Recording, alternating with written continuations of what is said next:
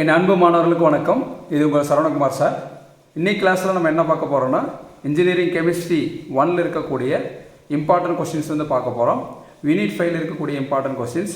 Already டே 1க்கு ஒரு 3 questions கொடுத்துருந்தேன். அதை கண்டிப்பாக நீங்கள் கம்ப்ளீட் பண்ணியிருப்பீங்கன்னு நினைக்கிறேன். இன்றைக்கி நம்ம டே 2ல் ஒரு 3 கொஸ்டின்ஸ் படிக்க போகிறோம். சரிங்களா? ஃபஸ்ட்டு கொஸ்டின் என்னென்னா எக்ஸ்பிளைன் காம்பவுண்டிங் ஆஃப் ரப்பர். இப்போ தமிழில் எப்படி சொல்லலாம்னா இது ரப்பர், காம்பவுண்டிங்னு என்னென்னா பிற சேர்மங்கள் சொல்லுவாங்க. அதாவது என்னென்னா ரப்பருடன் பிற சேர்மங்களை சேர்த்தல் பற்றி விவரி. இதுதான் பார்த்தீங்கன்னா ஃபஸ்ட் கொஸ்டின். செகண்ட் கொஸ்டின் என்ன, how natural rubber is extracted from LaTeX. அதாவது நேச்சுரல் ரப்பர்னா என்னென்னா இயற்கை ரப்பர், லேட்டெக்ஸில் இருந்து இயற்கை ரப்பர் எவ்வாறு பிரித்தெடுக்கப்படுகிறது அப்படின்னு சொல்லி கேட்பாங்க.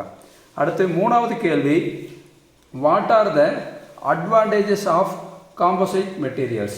இப்போ காம்போசைட் மெட்டீரியல்ஸ்னு என்னென்னா தமிழில் கலப்பின பொருட்கள் சொல்லி பேர் அதுக்கு. இப்போ what are the advantages of composite மெட்டீரியல்ஸ்னால் கலப்பின பொருட்களின் சிறப்பியல்புகள் யாவைன்னு சொல்லி கேட்பாங்க. சரிங்களா?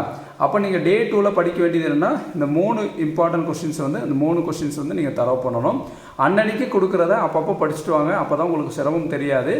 3 கொஸ்டின்ஸ் பார்த்தீங்கன்னா அது ஏதாவது ஹிண்ட்டாக படிச்சுக்கோங்க. அதாவது பாயிண்ட்டாக எழுதினீங்கன்னா கொஞ்சம் ஈஸியாக இருக்கும். Thank you students.